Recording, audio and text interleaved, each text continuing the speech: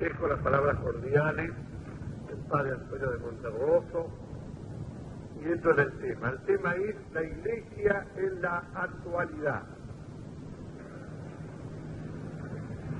Evidentemente que este es un tema de gran significado en este momento de confusión dentro de la Iglesia. La confusión ya está en la dialéctica que se ha querido introducir en la Iglesia misma, entre Iglesia preconciliar e Iglesia posconciliar. La Iglesia posconciliar en la mente de los que así la llaman, la Iglesia preconciliar sería una cosa que no debió existir. La Iglesia estuvo equivocada hasta ahora. Con ello se quiere liquidar y sepultar 2000 años de historia cristiana, 2000 años con su riqueza de doctrina. Los padres, los doctores, Cristo mismo. Se quiere liquidar la riqueza de la santidad de la Iglesia. Santos mártires, confesores, vírgenes, casados, en todas las profesiones de la vida, que la han santificado con las virtudes heroicas. Se quiere liquidar las obras de caridad y de misericordia que la Iglesia ha practicado en estos 2000 años, suscitando admirables formaciones de almas santas y caritativas. Se quiere sepultar la riqueza artística de la Iglesia en su liturgia, en el arte, en la arquitectura, en la pintura, en la música. Por esto, señores y señoras, hay que examinar el momento actual de la Iglesia. Primero, en los planes de los hombres y luego en el plan de Dios. En el plan de Dios digo, porque Cristo no se soltó al mirar los signos de los tiempos. Aprendid de la parábola de la higuera. Cuando sus ramas están tiernos y brotan las hojas, conoceréis que el estío se acerca. Y hoy, cuando la confusión está invadiendo la Iglesia de modo siniestro y sombrío, algo raro de Dios está por acontecer. En primer lugar, señores y señoras, para comprender a la Iglesia actual es menester tener presente la parábola del grano de mostaza. Decía el mismo Cristo, es semejante el reino de los cielos a un grano de mostaza, que toma uno y lo siembra en su campo, y con ser la más pequeña de todas las semillas, cuando ha crecido es la más grande de todas las hortalizas y llega a hacerse un árbol, de suerte que las aves del cielo vienen a anidar en sus ramas. Esta es la Iglesia de Cristo.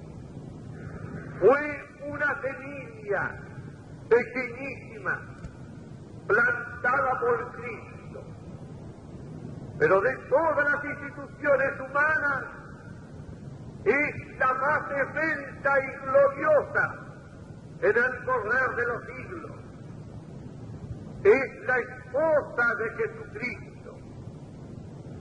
La Iglesia, en su vida, en el decurso de los siglos, va realizando aquella enseñanza del apóstol San Juan a las 7 iglesias del Apocalipsis, a la iglesia de Éfeso, a la iglesia de Esmirna, a la iglesia de Pérgamo, a la iglesia de Tiatira, a la iglesia de Sardis, a la iglesia de Filadelfia y a la iglesia de la Odisea. Primero es la iglesia de Éfeso, la iglesia que nace impetuosa, la iglesia apostólica. Éfeso significa eso, ímpetu. Ya el apóstol Pablo, en el año 57 de nuestra era, escribía a los romanos: ¿cómo? ¿No han oído la predicación de la palabra de Cristo? Y contesta: cierto que sí. Por toda la tierra se difundió su voz y hasta los confines de su pregón. Todo el mundo romano, y el griego y el bárbaro, se enteró de la persona de Cristo. Después de la iglesia de Éfeso viene la iglesia de los mártires, los grandes campeones de la fe, dan testimonio de Cristo. Es la iglesia de Esmirna. Esmirna quiere decir amargura. Con la amargura de sus sufrimientos testimonian que Cristo es Dios. Y el gran obispo San Ignacio, siendo llevado allá al final del siglo I en cadena de Antioquía a Roma para ser entregado a las fieras, podía exclamar: ¡oh bestias saludables que están preparadas para mí! ¿Cuándo vendrán? ¿Cuándo serán lanzadas? ¿Cuándo les será concedido gozarse con mis carnes?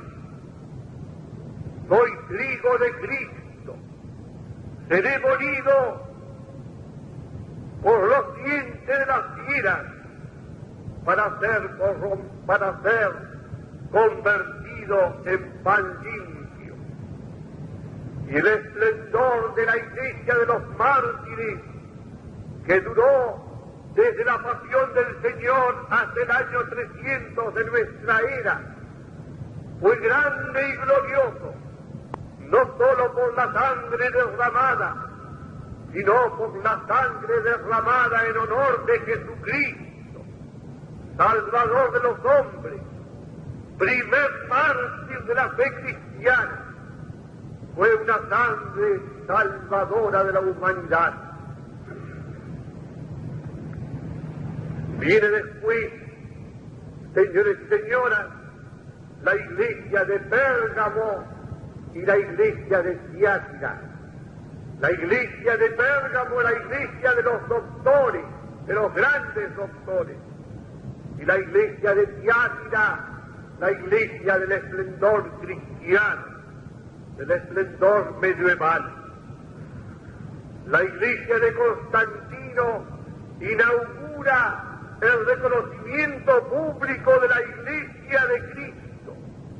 Y los dos grandes poderes de la tierra, el político y el religioso, se juntan en unidad armónica para la edificación de la ciudad cristiana. Primero de la Europa cristiana, y hay oír la voz evangélica de los padres y doctores, de San Ireneo, de San Basilio, de San Juan Crisóstomo, de San Ambrosio y del grande San Agustín.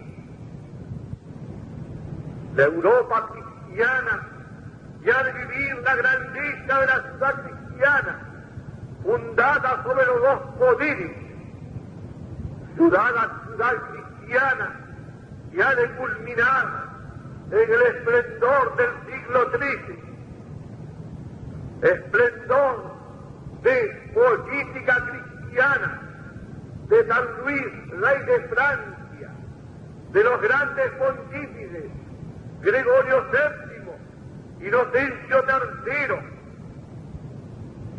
ciudad cristiana, que ha de culminar en el esplendor de la filosofía cristiana de Santo Tomás de Aquino, ciudad cristiana, que ha de culminar en el arte cristiano del Beato Angélico, de la Catedral Gótica, ciudad cristiana cuyo elogio lo ha hecho el gran pontífice León XIII en la inmortal ley, para que quede grabada firmemente, desafiando la estulticia de los progresistas que abominan de la cristiandad. Dice el gran pontífice: si la Europa cristiana civilizó a las naciones bárbaras e hizo cambiar la ferocidad por la mansedumbre, la superstición por la verdad, y rechazó victoriosa las invasiones de los maometanos, si conservó el cetro de la civilización y se ha acostumbrado a ser guía del mundo hacia la actividad humana y maestra de los demás, si ha agraciado a los pueblos con la verdadera libertad en sus variadas formas, si muy sabiamente ha creado numerosas obras para aliviar la desgracia de los hombres, ese gran beneficio se debe sin duda ni discusión posible a la religión, la cual auspició la iniciativa de tamañas empresas y coayudó a llevarlas a cabo. Habían perdurado ciertamente, prosigue el pontífice, aún hasta ahora, esos mismos beneficios, si ambas potestades hubiesen mantenido la concordia, y con razón mayores se puedan esperar, si acogiesen la autoridad, magisterio y las orientaciones de la Iglesia con mayor lealtad y constancia. Las palabras que escribió Ivo de Chartres al romano pontífice Pascual II debían respetarse como una norma perpetua. Cuando el poder civil y el sacerdocio viven en buena armonía, el mundo está bien gobernado y la Iglesia florece y prospera. Pero cuando están en discordia, no solo no prosperan las cosas pequeñas, sino que también las mismas cosas grandes decaen miserablemente. La cristiandad, en la armonía del sacerdocio y del imperio, se prolongó durante 1000 años, desde la época de Constantino y Carlomagno hasta la Revolución moderna. Revolución emprendida por los enemigos de la Iglesia contra el orden cristiano. Revolución moderna del Renacimiento y de la Reforma, en que el hombre ya no quiere ajustar su vida a la ley evangélica, sino a la de la pura razón y a la de la naturaleza. revolución que llena los siglos XVI, XVII y XVIII, revolución del hombre, revolución por la exaltación del hombre contra Dios, humanismo contra cristocentrismo. Luego la revolución moderna del capitalismo liberal, la iglesia de Sardes. Sardes es el lugar donde nació Cristo, el hombre famoso por sus riquezas y por la acumulación del oro del mundo pagano. Revolución moderna del capitalismo liberal, en que el hombre no quiere ajustarse a la ley de la simple razón, sino a la del instinto, de la pura libertad y de la avaricia, la acumulación de riqueza. Y entonces la única preocupación del hombre se convierte en amontonar riqueza. Ya no cumple aquel precepto del Señor: buscad primero el reino de Dios y su justicia, y todo lo demás se os dará por añadidura. Ya lo primero es la acumulación del capital. Y es claro, la acumulación del capital en una minoría de privilegiados tiene que traer forzosamente en el otro polo la acumulación de la miseria y de la ruina de la mayoría. La revolución moderna del capitalismo liberal tiene que producir y engendrar necesariamente la tercera revolución, la revolución comunista, en que el hombre, despojado de Dios, despojado del goce sensible del liberalismo, se ajusta a la esclavitud de la sociedad colectiva. Y entonces vemos, señores y señoras, el proceso de degradación en que viene cayendo el hombre. De lo sobrenatural cae en la ciudad naturalista, de esta en la sociedad del capitalismo, sociedad económica, y del capitalismo en la sociedad del comunismo.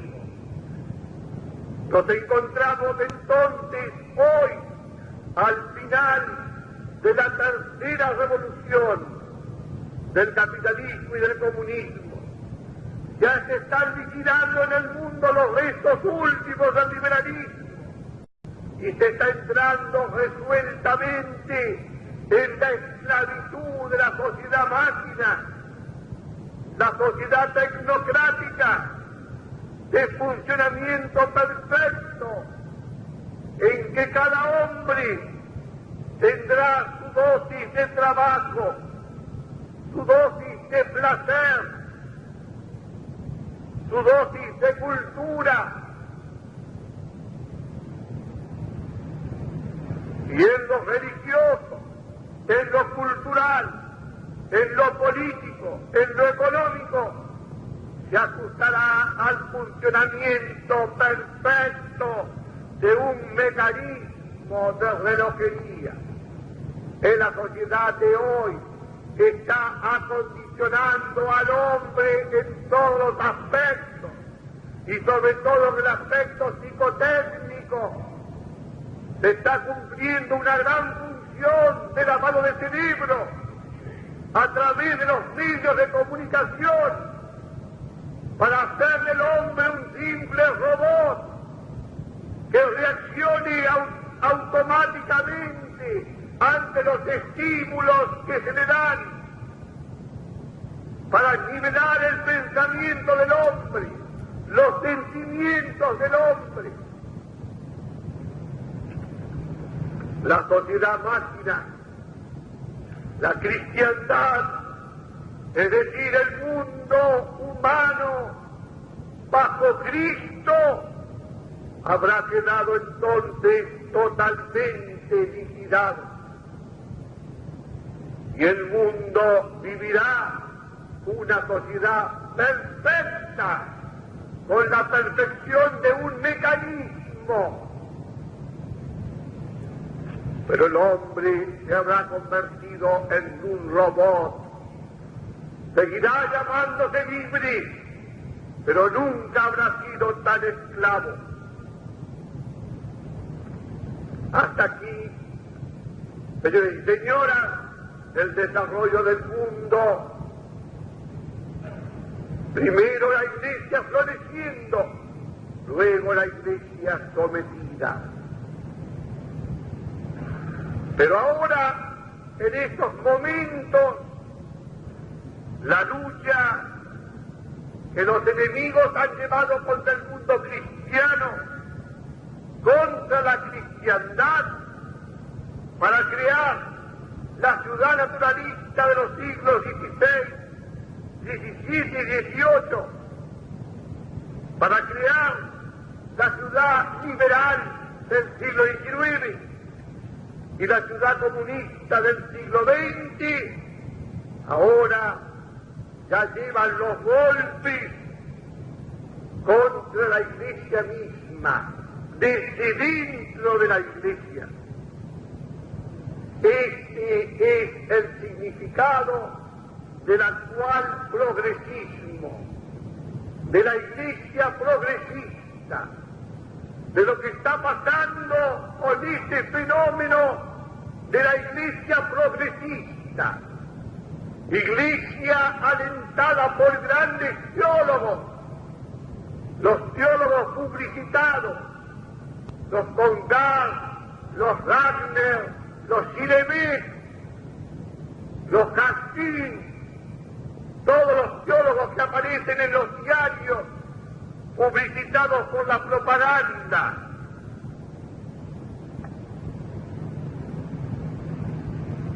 En el progresismo también hay grandes cardenales, figuras públicas, cardenal Fieres de Lovaina, el cardenal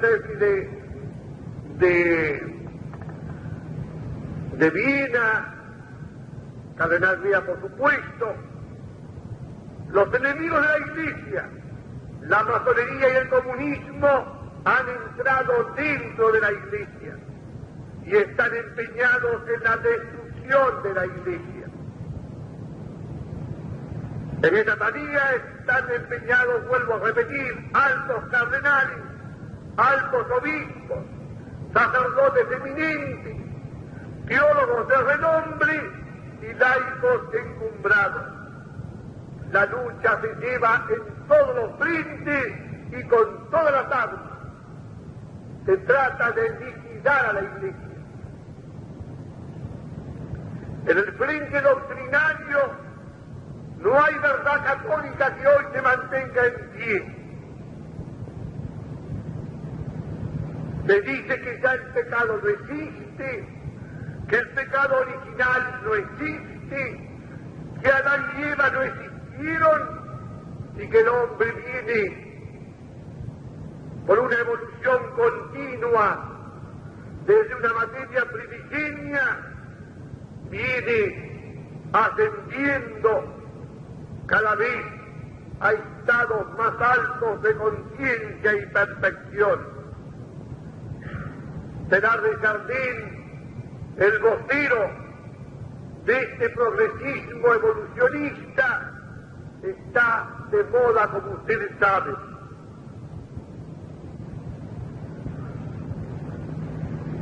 Se niega en consecuencia la enseñanza del apóstol Pablo.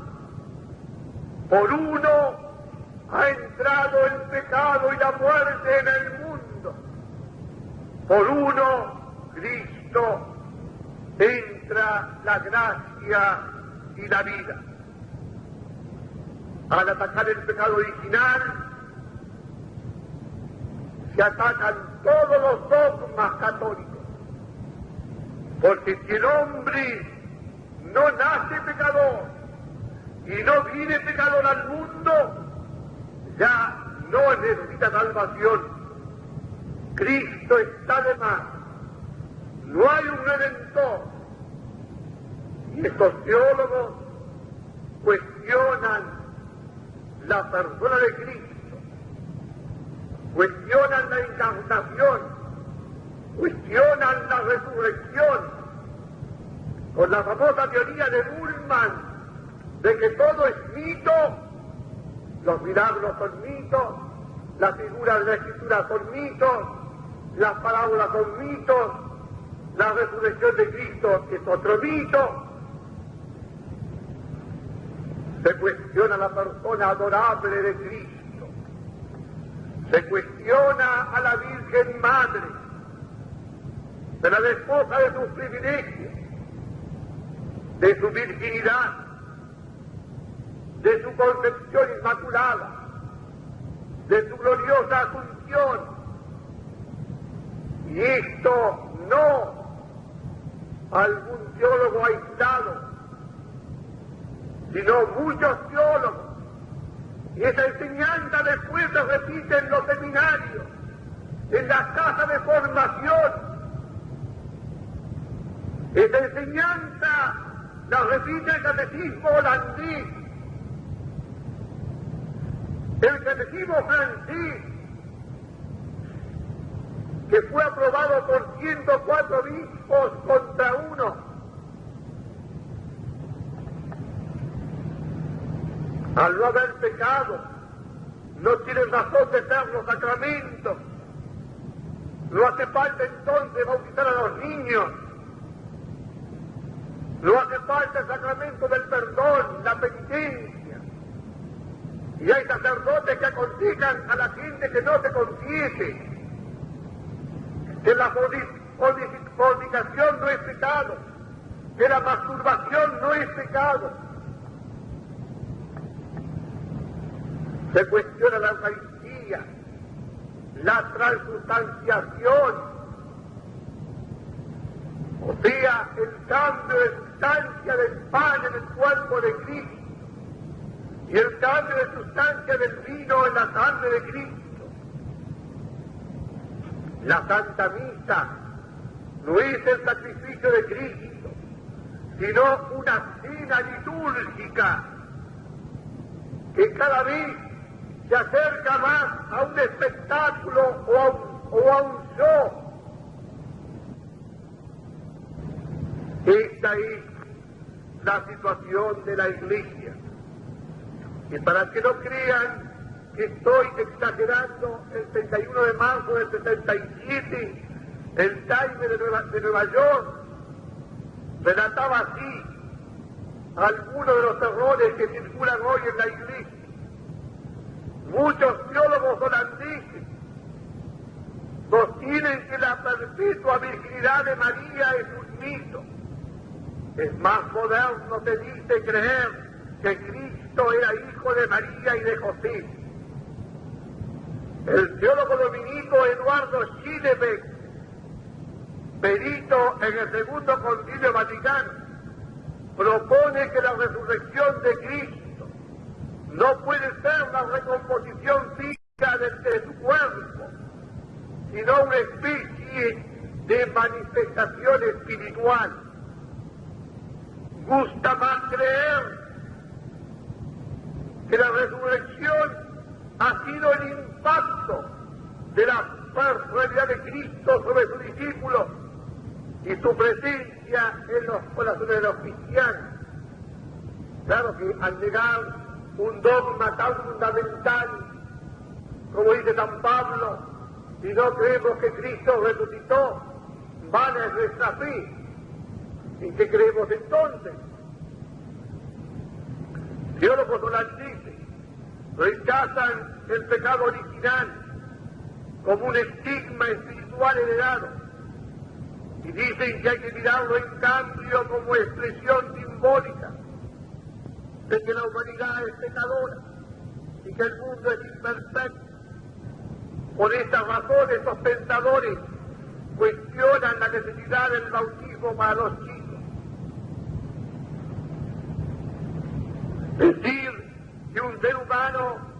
está condenado o nace condenado, continúan. Es un sinsentido. Añade el teólogo laico Daniel del Ángel, secretario del Centro Ecuménico de Holanda. Cielo e infierno, dice el teólogo dominico William van der Mar. Esto no nos preocupa para nada.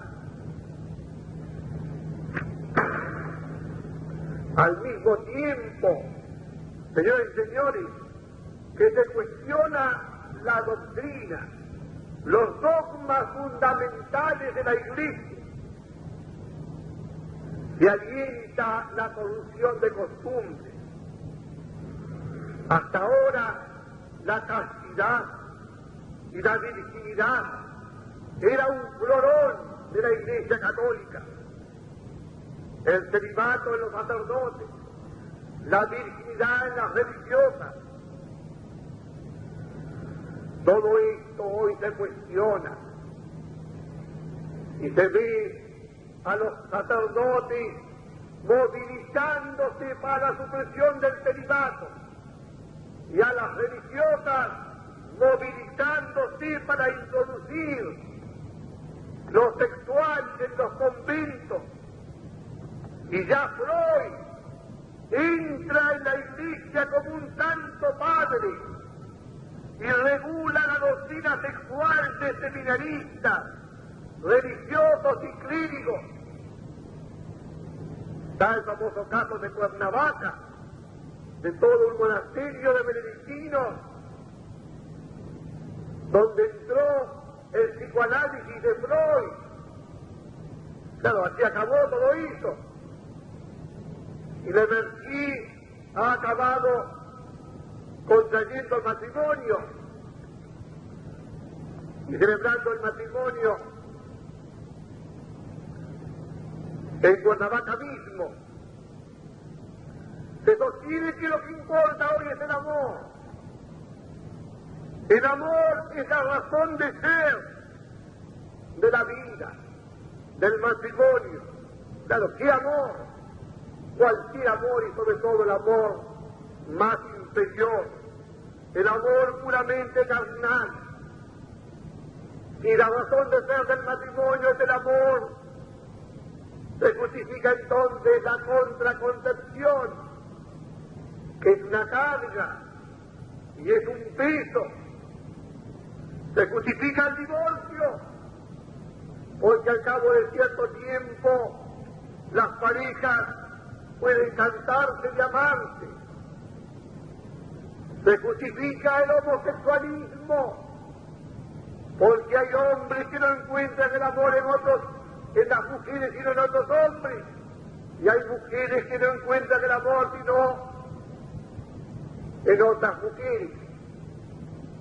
Y esto que parece una ocurrencia ha sido enseñado públicamente por un dominico, el padre Cowell, un teólogo que lo ha propagado en Lovaina a través de la radio y de la televisión, y que llega a decir esto textual que voy a leer ahora, tomado de la revista Il Borghese del 20 de abril del 67. Hoy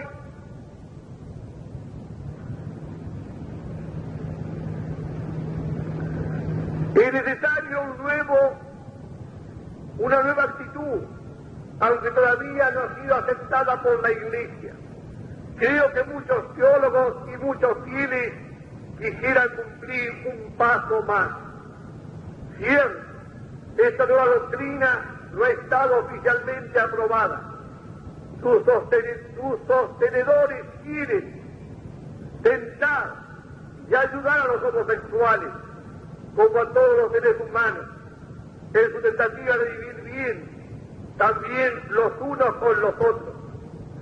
Yo quisiera proponerle a los homosexuales adultos, como una especie de ideal, tentar realizar en su vida una relación de amistad estable, tomar cuidado uno de otro, asumir el uno la responsabilidad del otro, en el plano económico, en la vida social, y también realizar una unión de los sentimientos, y también, ya que se trata de los hombres y no de criaturas de puro espíritu, traducir esos sentimientos en el plano erótico y sexual de una manera que les sea congenial.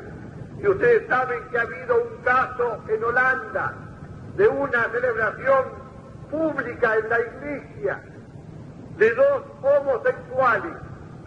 La foto ha sido publicada por el diario Rivarol de París.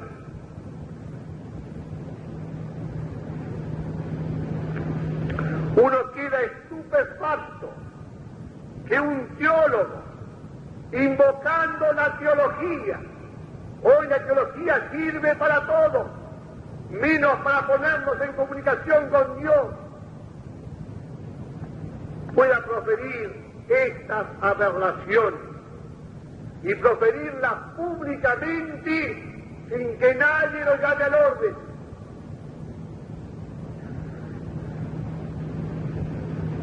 Esto por lo que se refiere a la corrupción sexual. Hay también la corrupción social. Aquí es otro gran santo padre, el que es introducido en la iglesia, Carlos Marx, doctor de la doctrina social de la iglesia, a quien invocan los curitas y obispos revolucionarios, que tienen por portaestandarte a Camilo Torres, al Che Guevara, a Fidel Castro, a Mao Zedong, y esto ustedes lo pueden ver todos los días en los diarios.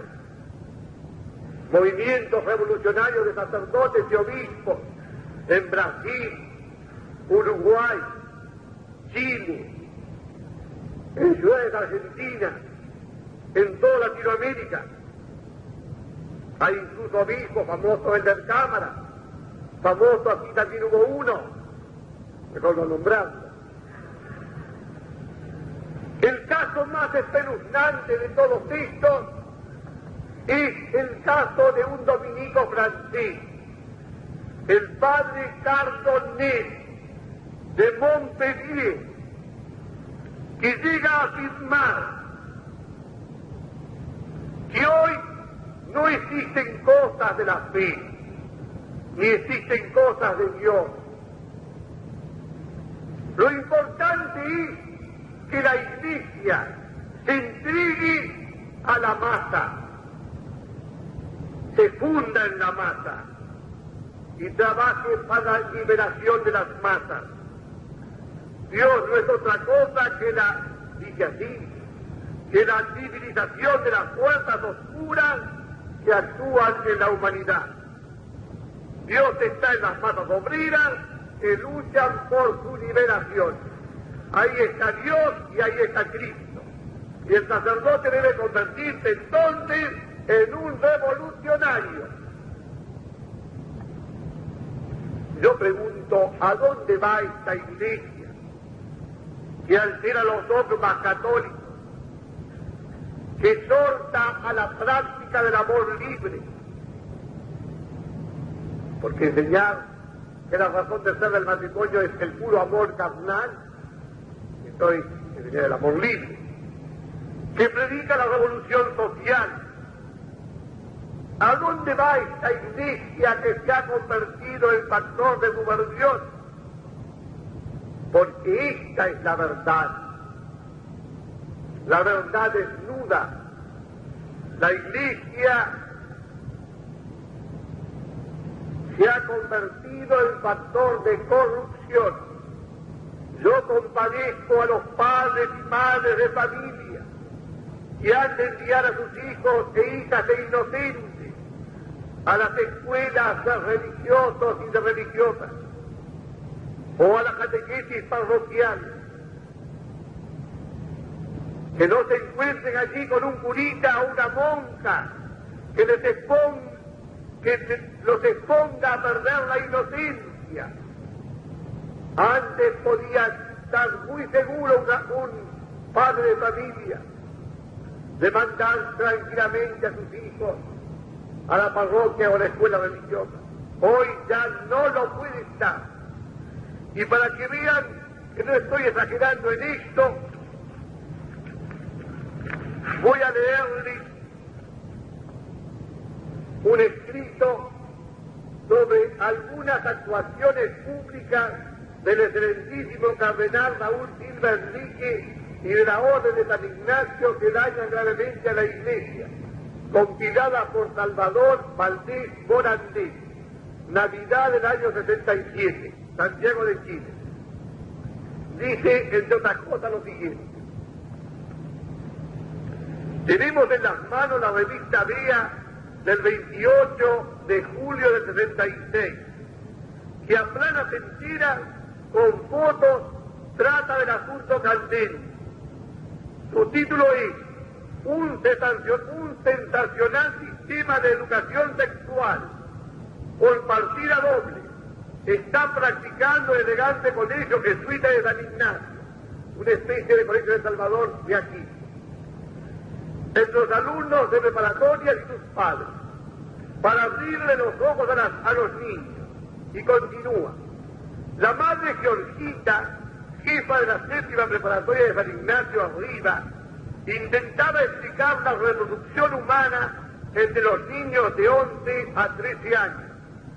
El padre rector, padre Santiago Marshall, el prefecto Francisco Arrau, la directora de preparatorias no de humanidades, más los padres Contardo e Ibacachi, formaron el equipo de Totana, más el psicólogo del colegio Jaime Moya, y viene una larga relación cruda de lo que tales personas enseñan a niños pequeños y a sus padres, pues también estos expertos en sexología creen saber más que los propios progenitores de los niños.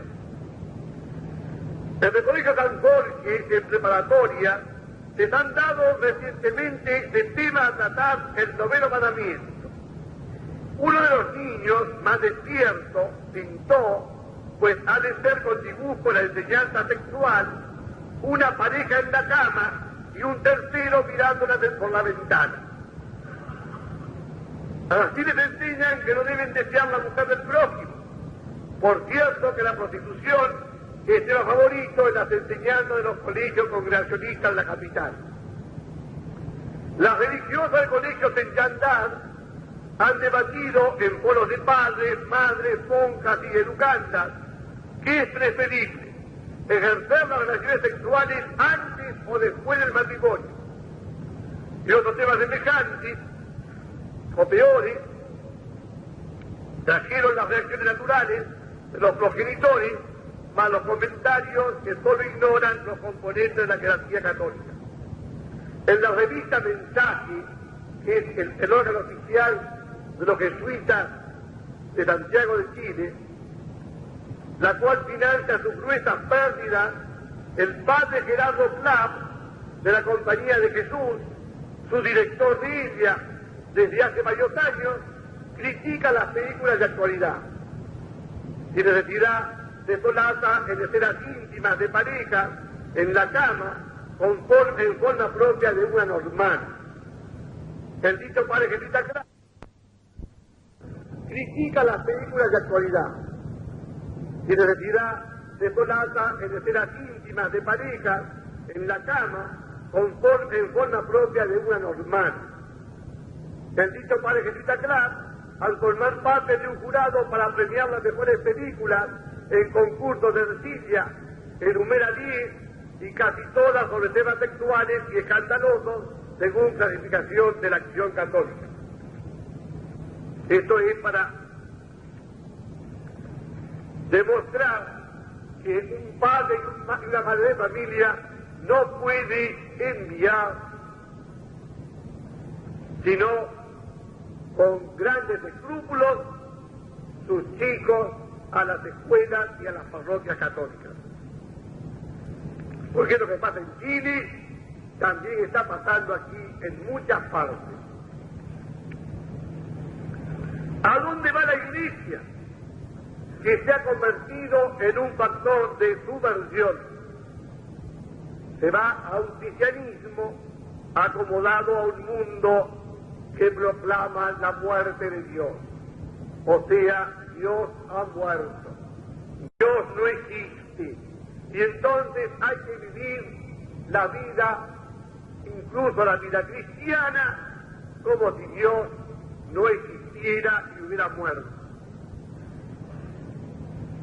Ya no hay que creer en un Dios trascendente, de acuerdo al teólogo protestante Tillich.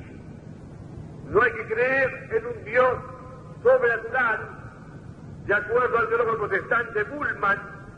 No hay que creer en un Dios religioso. El cristianismo ya no tendrá que ocuparse de los temas religiosos. La salvación del alma ya no va a interesar. Hace poco en una iglesia aquí de Buenos Aires, en la puerta decía: usted no se ocupe de la salvación del alma, ocúpese de los problemas sociales. Y entonces el cristiano se ocupará del problema del hambre, del problema del Vietnam, o sea, se convertirá en revolucionario comunista, pero nada de la salvación del alma. Un cristianismo sin iglesia, sin sacerdocio. En Francia, estos últimos años, se han desafectado 18.000 iglesias. Esto acaba de publicarlo la revista Le Monde de la Vie de París. Y se habla incluso de destruir la catedral de Chartres, porque se dice que es una iglesia triunfalista, una iglesia del medioevo.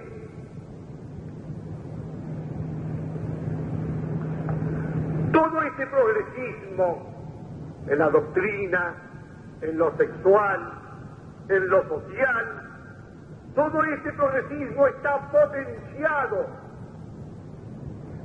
por todos los medios de comunicación mundial. Lo vemos en el orden local: la revista Panorama, Primera Plana, Confirmado, Extra, Análisis, Selecciones, etcétera, etcétera, no hacen sino potenciar al progresismo. Las mesas redondas de la televisión, de la radio, las organizaciones católicas, todo el aparato psicotécnico, todo está dando puerta a esta iglesia progresista, a estos curitas que quieren hoy hacernos olvidar 2000 años de iglesia y meternos en la iglesia posconciliar.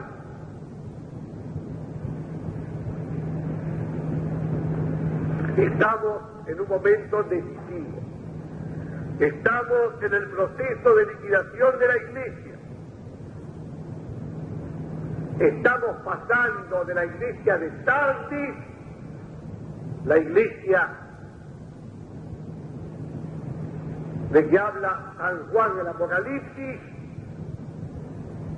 a la iglesia de Filadelfia, a una iglesia nueva.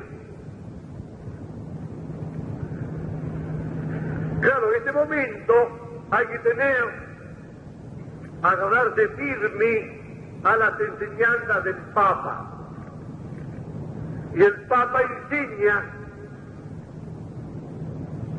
que hay dos cosas particularmente que no pueden ponerse hoy en tela de juicio: tradición y magisterio de la Iglesia, y las leyes constitucionales de la Iglesia, con el consiguiente acatamiento al ministerio de gobierno pastoral que Cristo estableció y que la sabiduría de la Iglesia ha desarrollado y ampliado.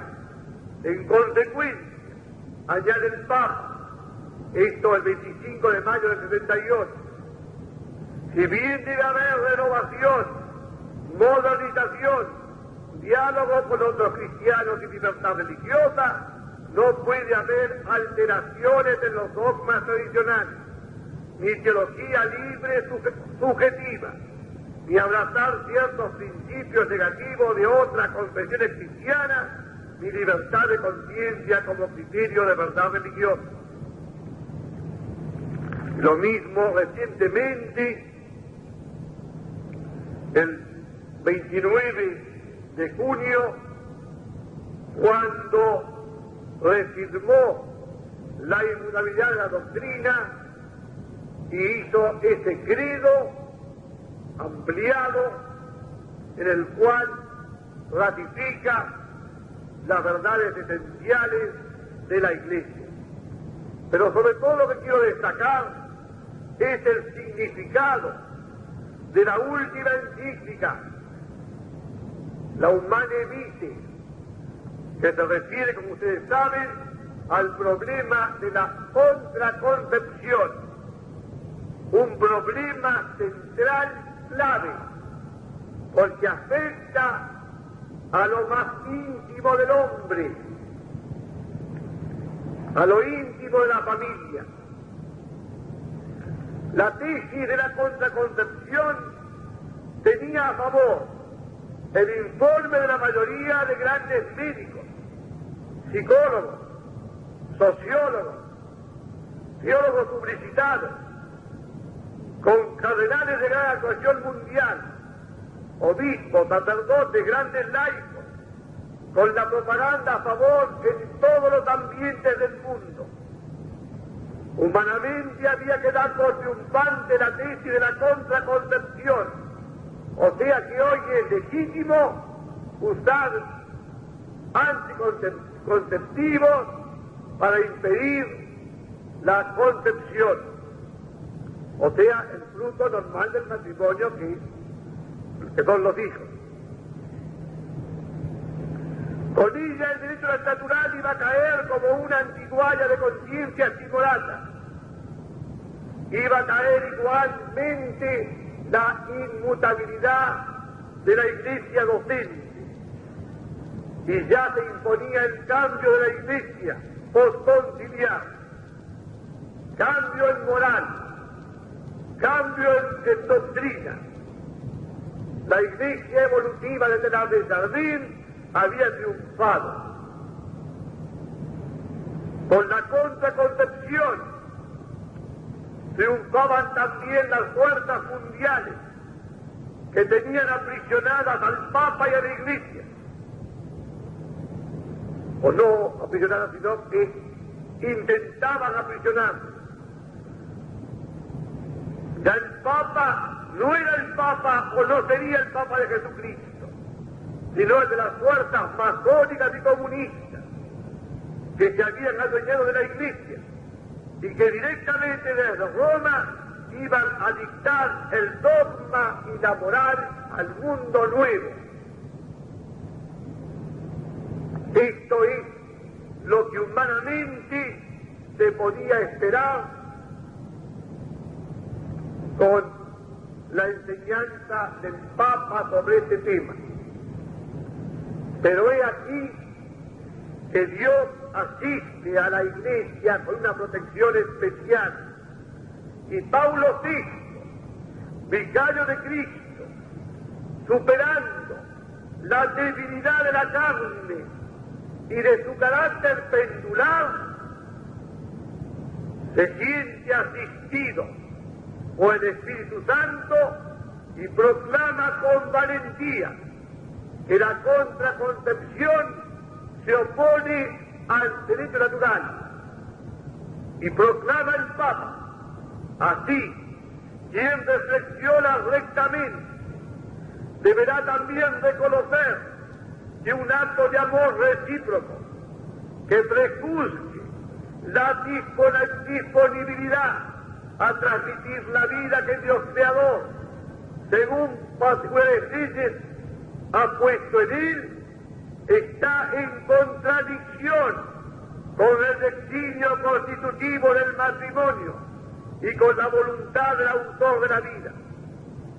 Usar ese don divino destruyendo su significado y su finalidad, aún solo parcialmente, es contradecir la naturaleza del hombre y de la mujer y sus más íntimas relaciones, y por lo mismo es contradecir el plan de Dios y su voluntad. Con esta palabra del Papa no solo queda dirimida la cuestión, sino que la Iglesia católica, apostólica y romana, se levanta como signo de contradicción frente al mundo. Los intentos de los enemigos mundiales para aprisionar a Jesucristo y a su Iglesia quedan rotos y desbaratados. El Papa es libre frente a las fuerzas mundiales y comienzan a llegar protestas a Roma, protestas de los teólogos modernos, los publicitados, Haskell, el gran teólogo suizo, Gregory Baul, que tuvo destacada actuación en la declaración a favor de los judíos, protestas de las grandes organizaciones mundiales, de la OEA y de UTAN. Pero el cumplimiento de la ley moral, lejos de traer miseria y hambre, como proclama la OEA, ha de traer una disminución del egoísmo humano, causa de la miseria y del hambre. El hombre hoy está en condiciones tecnológicas para dar pan y vivienda a todos los seres que pueblan la tierra. Si no los da, es por el egoísmo de unos pocos, que en su deseo de acumular impide la satisfacción de la mayoría.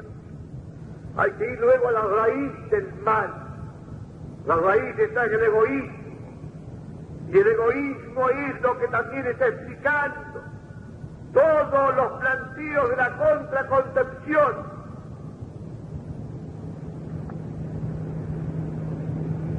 Estamos pasando, señores, de la iglesia de Sardes, la iglesia de Cristo, la iglesia de la acumulación de riquezas, acumulación del mundo capitalista, acumulación del mundo comunista. Estamos pasando a la iglesia de Filadelfia. Estos años y estos meses que vienen van a pasar cosas grandes en el mundo. Vamos al esplendor de la iglesia. El esplendor es anunciado por los mensajes marianos desde 1830, cuando la Virgen aparece en la medalla milagrosa a Naburí, luego en Nazaret, luego en Lourdes, luego en Colmín, luego en Fátima. La Virgen anuncia siempre lo mismo: rezar, hacer sacrificios. Los grandes videntes del momento, sobre todo el gran vidente y milagroso Padre Pío, Don Bosco y Don Orioni, San Simeón de Montfort, anuncian que viene una época grande para la Iglesia. Simeón de Montfort nos habla de santos grandes que van a dejar atrás a los santos que hemos conocido. Nos van a dejar atrás como los cedros del Líbano dejan a los árboles más pequeños. O sea, vendrá un momento de intensidad espiritual muy grande en el mundo, donde florecerá la santidad la castidad, la virginidad y las grandes virtudes y el heroísmo del cual ha dado muestra la Iglesia en todos los tiempos. Hoy la Iglesia está reducida al silencio. Hablo de la Iglesia verdadera, la Iglesia tradicional, de todos los concilios, del Concilio de Nicea hasta el Concilio Vaticano II. La Iglesia tradicional está en silencio, no puede hablar, porque la publicidad la tiene ahogada. Algo grande está pasando, porque recién el Espíritu Santo le ha dado fuerzas al Santo Padre para que desafíe la publicidad mundial y hable claro, exponiendo la doctrina de siempre de la Iglesia Católica.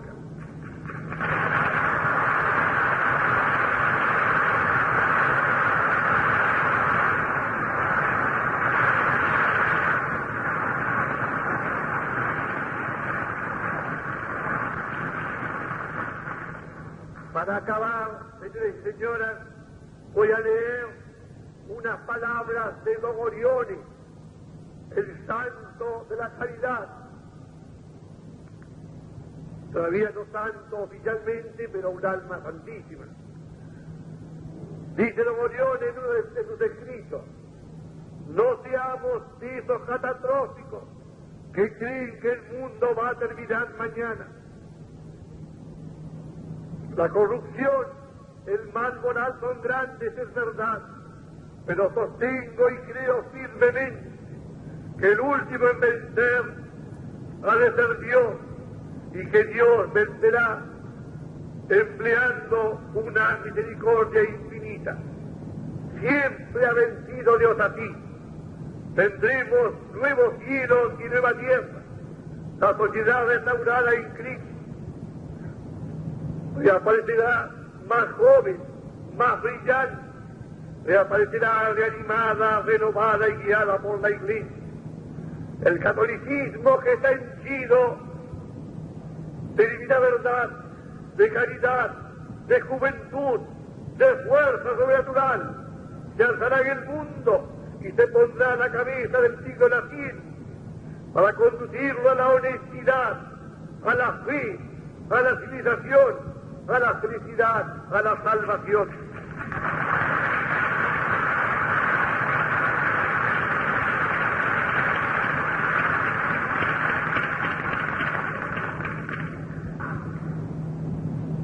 Una gran época está por llegar. Esto por la misericordia de Jesucristo, Señor nuestro, y por la celestial y maternal intercesión de María Santísima. Veo alzarse un monumento grandioso, no fundado sobre harina, una columna luminosa de caridad revelada sobre la Iglesia, sobre la piedra única, eterna, indestructible, Petra auta Cristo. A esta ira, a este grandioso y jamás visto triunfo de la Iglesia de Cristo, nosotros, a pesar de mínimos, debemos aportar la contribución de nuestra entera vida. En cuanto esté de nuestra parte, debemos prepararla, darle prisa con la oración incesante, con la penitencia, con el sacrificio, con la transfusión de nuestra fe y de nuestra alma, especialmente a las generaciones jóvenes, en particular aquella juventud que es hija del pueblo y que más necesitada está de religión, de moralidad, de ser salvada. Nada más.